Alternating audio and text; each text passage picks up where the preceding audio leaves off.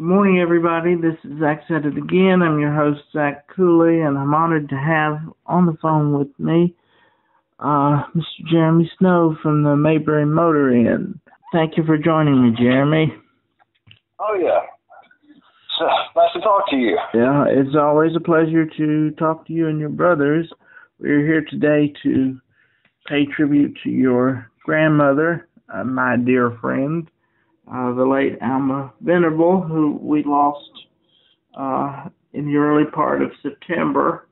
The last time I saw her was 5 years ago at the Mayberry Motor Lodge, and I was always impressed by the friendliness and the family-like atmosphere that I got from her and you and all your brothers every time I visited.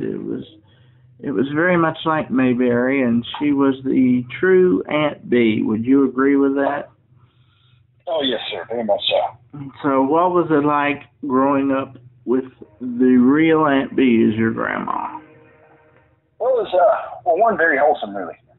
She homeschooled, actually, me and my twin brother for, I don't know, probably about 4 or 5 years, from when we were 9 years old to about 15, going into high school. But growing up with her, it was like, it's kind of funny, and many people probably had the same experience with their grandmothers. It was, weekends going to their house, and that she would cook a large breakfast, bigger than what you would get at a restaurant usually. And it was country cooking style. So, we'll say that we were a little bit spoiled when it came to that. And she was a very heartwarming woman, and she more or less, she was our caregiver for many years, and also a grandmother as well, and a mentor, especially came when it was working in the end. And she was strict in some areas, but as the correct thing to be or to do is that. And it was very good. It was very fun. She introduced us to the Mayberry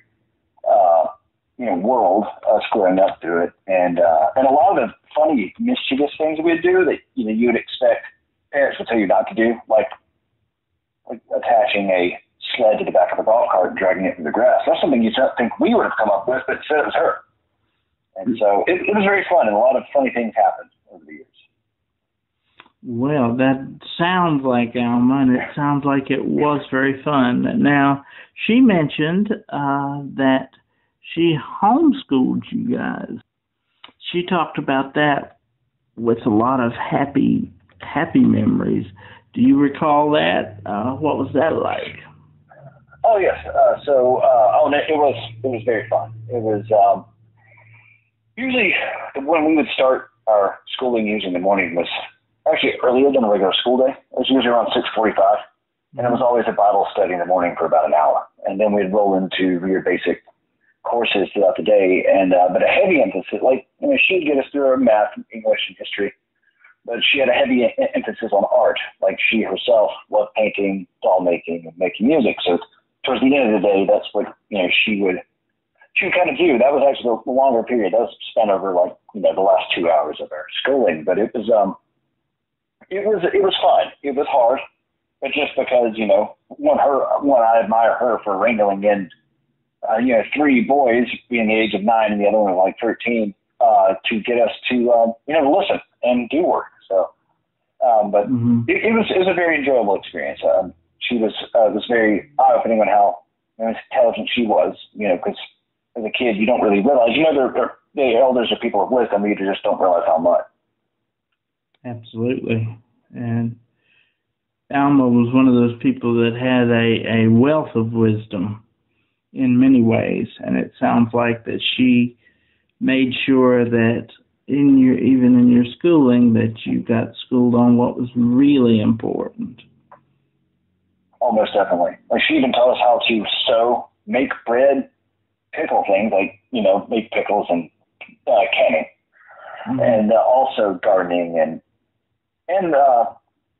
writing out checks and a portion of doing your taxes.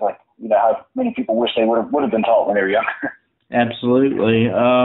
Like things, home economics is an elective course, and it should be a required course because They teach you how to cook. They teach you how to sew. They teach you how to budget money. They teach you how to write a check, balance a checkbook. You know, all these things that we take for granted now in the electronic age, but it's something everybody needs to know how to do, you know. Oh, most definitely. So, growing up, I was going to say, or were you a fan of the Mayberry phenomenon? But I guess you really didn't have a choice growing up in the hub of it all and with your grandmother at the center of it. Correct. Yeah, you know, when I was, really, it was, my older brother, he would dress up as a sheriff and write people tickets when he was probably he started when he was like 4 years old. Mm-hmm. And so if someone parked over the line at the end, he would drive up on a golf cart. Or at that time, it was like one of those RC powered, like Jeeps with police lights on it. Yeah. And so us growing up and seeing him do that, and I was influenced by her as well. And so he did that, and she thought it was adorable and the funniest thing ever. So then me and my twin brother were like, oh, shoot, well, we want to do that. And then just the people we met through, Mayberry, especially Mayberry Days, that was a year that we always look forward to being a part of because the people who would come and visit with us every year, it's been the same people with us for pretty much for 32 years, if not longer. Let's see, now it started in 89, so 33 years, really. And so we just look forward to it. It was like a big family reunion, and I never, scorned at the Andy Griffith show or any Mayberry oriented thing. It was, our livelihood was based off of it, but also the people we met through it there were some amazing people. Mm-hmm. Wouldn't change it for the world. And, people come from all over the world to stay at your grandmother's hotel, and they come to know your grandmother like me. I'm not that far away, but they come to know your grandmother and come to feel like they know her personally and love her personally. And that must have been something to see your grandmother, to see so many people coming from the outside and getting attached to her in that way. Yeah, that was something, because, it was, she was our grandmother, but at the same time we could see people's connection with her being kind of like their, an aunt they never had or reminded them of an aunt they did have or do, or just an extension of their own family. She welcomed everyone with the most sincere hospitality. Mm-hmm. And it was amazing to see. It's one of the things that over the years, it was kind of, for us easy to overlook just because we've been around it so much. It just became a part of the thing, and it was very eye-opening when she passed. Because we knew she knew people and that she touched their hearts in a way, but we did not realize on what scale. It was mind-boggling to see to hear the amount of people from all over the world calling in to share their condolences, and it was something to see. It was I was really amazed at that. Mm-hmm. Now, I did not know your grandfather, Luther Parker Venable, known as LP. Yes, sir. Tell me about him. What was he like? No, he was comical. He would crack jokes, but he was very quiet for the most part. Mm-hmm. But he was, grandmother was, Alma. My grandma. She was very, she was like a heartwarming kind of, your grandma. And mm-hmm. my grandfather, he very much idolized people like John Wayne, Clint Eastwood. So he unintentionally adopted behaviors of that, or maybe he was just like them and he related to them. I don't really know, but he was very stern. Yeah. But he was a jokester. He was the same as her. They both had a very good sense of humor, but he was more or less he kept us in line a lot of times. If there's anything that needed to be handled, he was the one who handled it. He was the stern voice of it, but but he was also kind as well. Like, you may think he was mad at you, and but he really wasn't. It just seemed like he was. And if you ever needed help anything, like if I ever needed help with school or to get anything or things for school, they both were willing to help, and he was too. Mm-hmm. He was a very kind man, and he was funny. He was also one that we didn't challenge. Yeah. A lot of times as kids, you like to challenge your adults, especially the people taking care of you, and so we just never did because we knew not to. Yeah. Yeah. So he was more like the Marshall Dillon type guy, the do right guy, but don't go on and on about it, you know. Right. And he was kind of like, the dynamic of the motel, the way it really was like grandmother, grandma, she would come up with, she was the ideas person, and she would do a lot as well. But, you know, a lot of the outside work, she would do painting. She would like painted stuff, but she was like the brains and he was the problem. Like whatever she would think of, he would find a way to do it. Like she thought, like for example, there's one time where she wanted a guitar, and she was like, "I'd really like a guitar of my own." So he had the capability of doing this, which is something I'm very envious of. Is he had gone and found materials to build a guitar, and he built her one, and her name is inlaid on the head of the guitar. Oh my, that's extraordinary. Yeah. Oh, and the gazebo that sits on our lawn, my grandfather and a friend, they hand built that in 1990, the year I was born. Wow. So you were born in 1990. That makes you 32, going on 33. Yes, sir. So, and you are a twin to Josh, is that right? Yes, sir. And then Michael is the oldest. Yeah. So we're actually separated by 3 minutes and 3 years. Oh, right. Okay. So I'm technically the youngest one, but I thought, so I don't know if that counts for much. so you're the baby of the family. Yes, sir. So you about get 3 minutes. You get that distinction.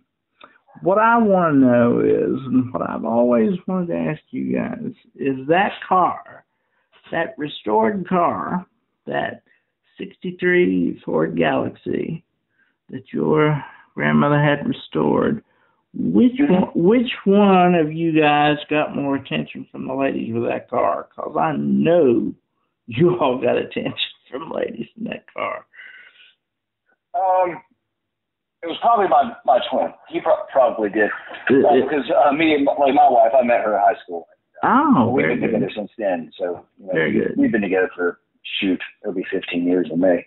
And wonderful. Congratulations. Well, thank you. Yeah, 15 with her and 7 years married, happy. And Josh, my brother Josh and Michael, they probably got the most attention out of it. But really, we didn't really get that much attention in the squad car, really. Really? Yeah. No, it was now people wanted to ride in it. Yeah. But I wouldn't say that it worked as a form of an aphrodisiac.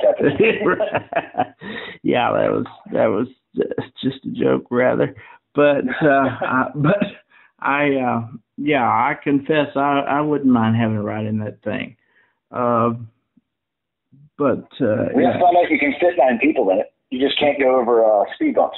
Oh, that's interesting. I wouldn't think. Sharks won't hold it. Yep. It becomes a low rider. Yep. I wouldn't think that 9 people could go in that, but that's awesome. So on that front, you are married to your wife, Savannah. Yes, sir. And you made, or I should say, your son made Alma a great-grandmother. Yes, he did. That must have been the greatest joy of her life. Oh, it was. Yes, yeah, very, very much so. Now, how old is your son? He's 4 years old. So do you think he'll remember Grandma Alma? I think he will. That's just like me and my brothers are strange when it comes to this, is we can remember things back when we were around 2 to 3 years old. And he said things to me, even though he's not far off from being 2, so he can, of course, remember now. But he probably will, because I remember my great-grandmothers back when I was around his age. Mm-hmm. And so he very well may. Yeah, I'm one of those people, too. I can remember way, way back. I can't tell you what I did this morning, but I remember way, way back. Right. It's like you did something, give it about 3 or 4 weeks, then remember it. Right. Then it'll be crystal clear. Yeah. But a personality as strong as your grandmother, and I know as much as he meant to her, because the last time I saw her, he wasn't born yet. It's been 5 years since I've seen Alma, and I've tried to get back. Correct. I've tried to get back, and I never made it. But I know that Alma knew how much I loved her because I told her that every time I saw her, and we sent Christmas cards to each other. And you guys, I consider you guys friends. I think you three are three of the coolest dudes I've ever met. And oh, thank you. And you and all of you have just been super to me and my family, and it's a privilege to know you all. Truly. Oh, thank you. It's a privilege to know you as well. I remember the day that I remember 5 years ago when you came in and you were talking to my grandmother. Yep. I visited several times, but that was the last time, and that's when I had the picture taken, you know, of her and her trademark pearls. She looks wonderful in that blue dress and pearls. Very Aunt Bea like. I think she was more like Aunt Bea than Aunt Bea was. I was. She was a living embodiment of what I care was kind of based off of. Right. Because, for example, Frances Bobbier acted as Aunt Bea, but that's actually why she started doing the Aunt Bea. She started dressing up as her and doing the tribute artist thing towards her. Right. Is because so many people said, you really remind me of like the actual Aunt Bea. Like the character, and she embodied that. She really did. I mean, a lot of like with the pies and cakes and the way she cooked. Me and my brothers had to be like, okay, I got to run some extra miles to right and keep the weight down because we ate a lot of those old fashioned meals, and they were very good, but very they'll make you very robust if you have too much of it. True, but and the difference is people like you. In today's society, we're in a supersized society, and the government rewards you not to work. But people who come from our neck of the woods, people like you guys, you ate good, but she made you work for sure. So. Oh yeah. This actually, and I'm maybe getting it mixed up a little bit. I think it was Christmas. It was either Easter or Christmas, but I'm pretty sure it was Christmas. It was 1 year. We wrote our letters to Santa. I think we're about between 8 to 9 years old, or 9 to 10. I can't remember. Oh yeah. It was kind of like where you're getting where you think, okay, Santa's, you're getting older, and so we at this point though we were still writing letters, and so we're all right. We're going to write a letter to Santa Claus, and but we're going to write a letter to my grandparents too, so that way we can get stuff on two fronts. Right. And so we write the letter to Santa, and then we write the letter to our grandparents. And it's like it was a huge. We knew we probably wouldn't get a whole lot of that list from them because we didn't also we weren't those kids that expected to get everything we asked for. Right. We thought we'd get some things, and so instead that year we got three weed eaters and 1 leaf blower. Aha! And they said, okay, if you want the stuff on this list, you can get it, but you're going to have to work to do it. So we started helping out and working around the motel and their house by trimming the lawn, weed eating, and pulling weeds and everything else. So they got us to working at 9 years old, which I'm very grateful for. Very good. And that is an example of your grandmother's genius, because she's like, okay, you can get all this, but you're going to make use of these weeds. I mean, that's brilliant. So how did she come to want to capitalize on the Frances Bobbier estate? Did she ever talk about what made her decide, okay, I'm going to go and buy these interesting things from this woman? Yeah, so what it was many people said, you remind me of Aunt Bea. So I think it was Mayberry days around that time. Or so many people said it, but she was also very interested in the Mayberry things anyway. Because she knew Andy's mother, and she knew Andy a little bit growing up, and her brother knew more of him because they were around the same age.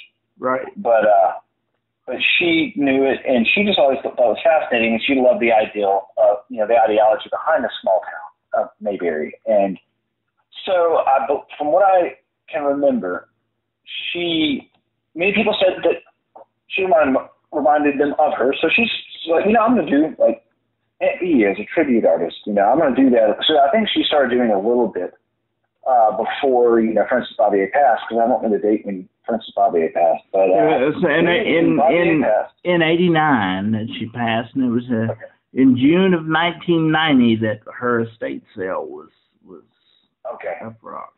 So that's, so she started dressing up as her, and then when Frances Bobbier passed, she thought, we're the Mayberry Motor Inn, but also, before a museum was an idea that, how we have her thing, she just wanted them. Right.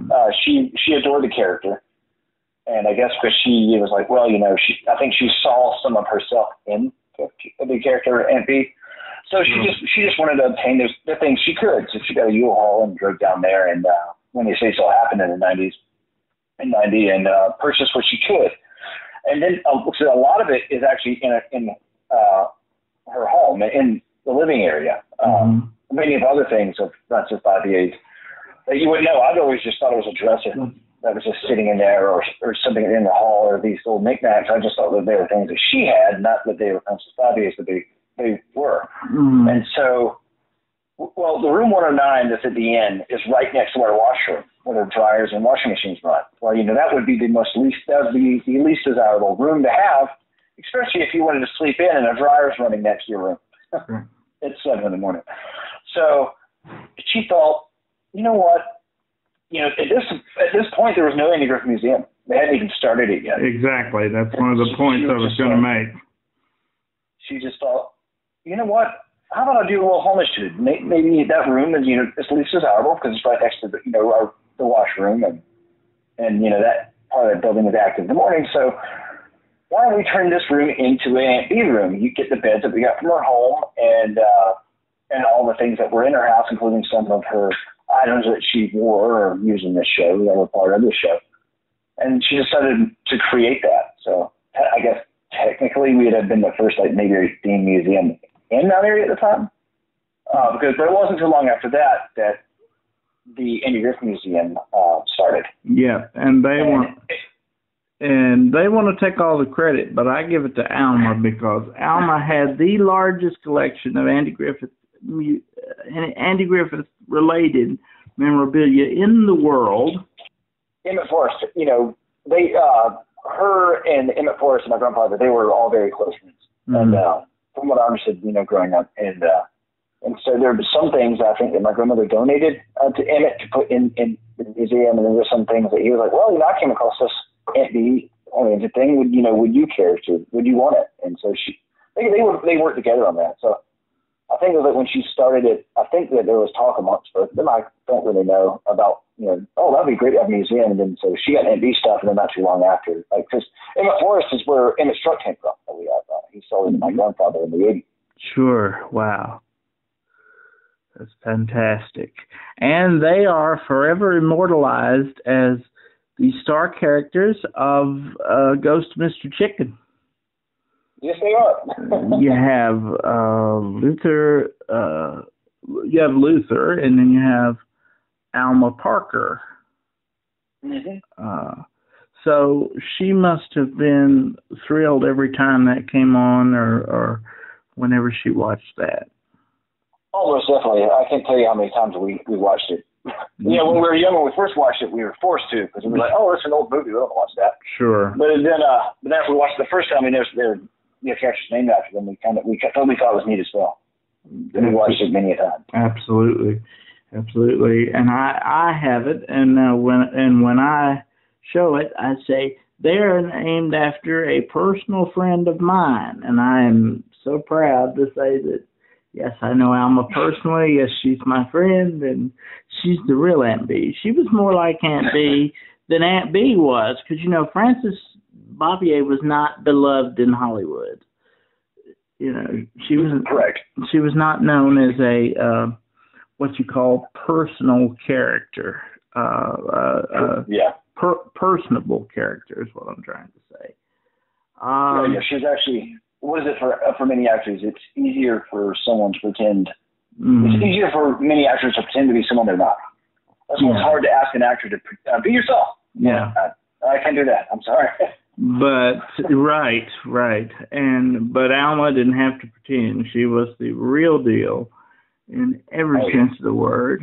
And you guys were so blessed, so lucky, as were we all, to know her and to know you guys. I know that you were the center of her pride. Well, thank you.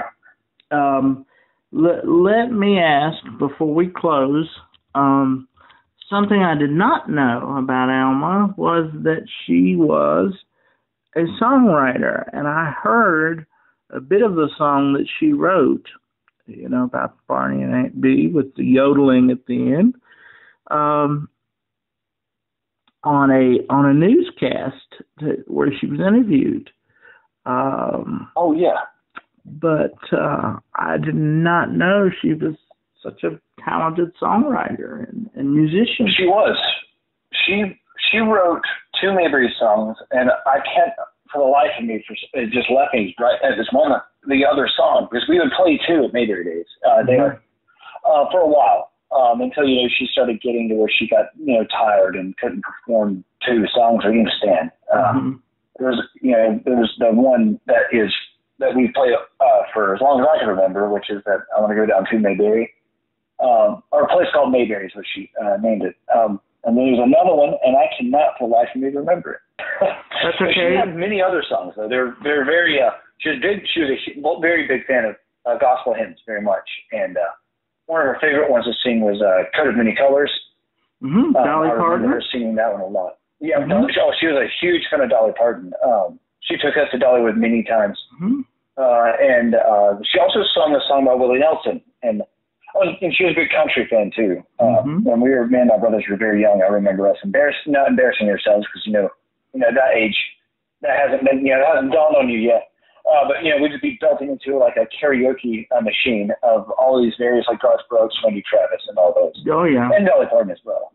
I used to do the same thing, but for me it was rock and roll. Except I couldn't carry a tune in the bucket. I'm sure you all inherited some of that musical talent from her, but a little bit. I knew that she knew Andy. She told me many stories about Andy. She was an excellent source for my column several times. But I don't think she ever met Aunt Bea, did she? She did not, no. I don't think hardly anybody met her. Right. I believe there were some, but I know of some people who have, but it's very few and far between. Yeah, she was very reclusive. But she was Aunt Bea the same way Russell Hyatt was Floyd, And they were, and of course Betty Lynn came to live in Mount Airy, and they were the 3 legends of Mayberry. I would say to anybody who wanted to go to Mayberry and have the Mayberry experience, the three people you got to meet are Betty Lynn, Russell Hyatt, and your grandmother. They were the ultimate Mayberry legends, and now they're all 3 gone, and it's just not the same. Yeah, it's not the same, but at least we can say that we were blessed to have known all 3 of them. Isn't that the truth? And as I said, your family is very special to me. I thank you so much for taking the time to talk with me. I hope you've enjoyed it as much as I have. Oh, I have. I very much enjoyed it. It's a pleasure to talk to you again. Like you said, it's been 5 years, so it's good to it's good to hear from you, and it's good to see, and it'll be good to see you too if you can make it down our way sometime. Oh, absolutely. I promised Michael that I would stop in whenever I'm in town, and Alma always had room 124 was mine. That's a handicap room, and Alma always had that ready for me. So I really appreciated that hospitality. Made it feel like a home. You're very welcome. Made it feel like a home away from home, and I think that's what most people would say about the Mayberry Motor Inn. Yeah, and we're still trying to do our best to keep Grandma's legacy up. That's something we aspire to do. It's that's just we've had many people say, oh, you should renovate it to make it look like the new designs are very angular, modern, and we're like, no, that's not the way Grandma wanted it, and that's not the home that those places are nice, but they don't feel like home, and our goal is to make your room and your stay feel like home. Yeah, that's not the way Mayberry people want it. Because here you don't meet a stranger. Yep. Even if they don't know you. Yep, that's right. That's right. Well, thank you so much, Jeremy. It's always a pleasure talking to you. And oh, yeah, thank you. And it was a pleasure talking to you, too. And, well, if you ever want to talk again, so let me know. And thank you for allowing me to be on your podcast as well. Oh, you bet. It's my pleasure. My pleasure. And God bless you and your brothers and your mom and everybody. I know that Alma is looking down and smiling at all of you. I appreciate it. Very much so. So. And God bless you and your family as well. And God bless you, sir.